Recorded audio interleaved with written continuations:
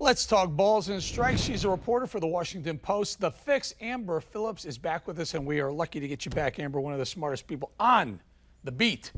Amber, let's talk a little about a couple of big Senate races. A lot of people are looking at the White House, but what about the big Senate? Is the balance of power in jeopardy? Let's start with Lindsey Graham versus Jaime Harrison, South Carolina Senate seat.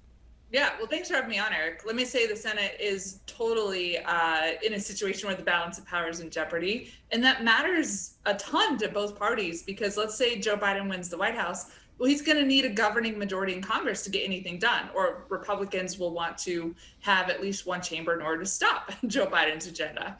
And so this is a really interesting year where we have like a dozen competitive races, and they're in states that Republicans don't necessarily want to be competitive. The big one you just said is Lindsey Graham.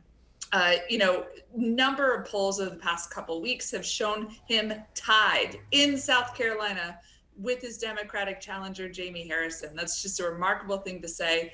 The other thing I'll say about that race is Jaime Harrison has just knocked out of the park fundraising. Yeah. I mean, his numbers are obscene, what he's done, to the point where, a lot of viewers might know Lindsey Graham went on Fox News and said, please help me fundraise. Yeah, I'm blown away, Amber, by that. I think Jaime Harrison has raised nearly $100 million. That is just astronomical. I think that's got to be a record for a Senate seat.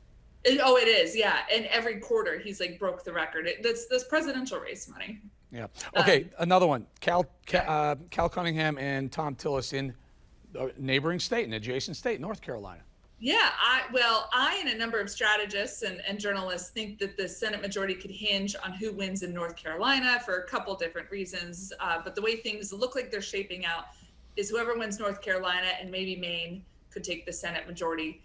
This is a really interesting state. Strategists there tell me it's the swingiest of swing states from the state house level. Wait, is that a pun?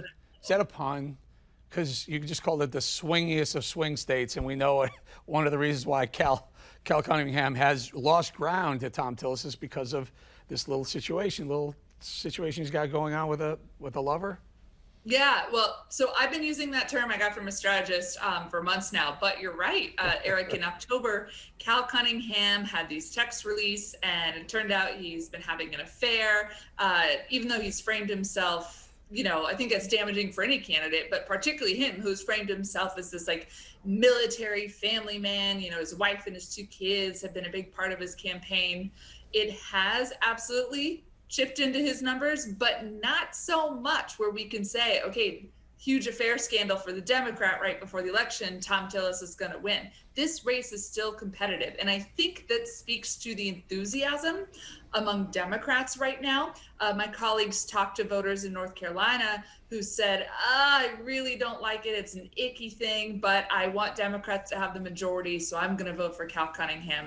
And a thought process like that should worry Thom Tillis and Republicans. And you pointed out Maine, and so we have Susan Collins and whatnot. So many races are so close, too tight to call. Balance of power hangs in the balance, so to speak, with the president all the way down. It could be a blue wave, could be a red wave. Amber Phillips with the Washington Post. We always appreciate you on the show. We'll get you back soon after the election, see how we did. Sounds good. Thanks for having me. Thanks, Amber.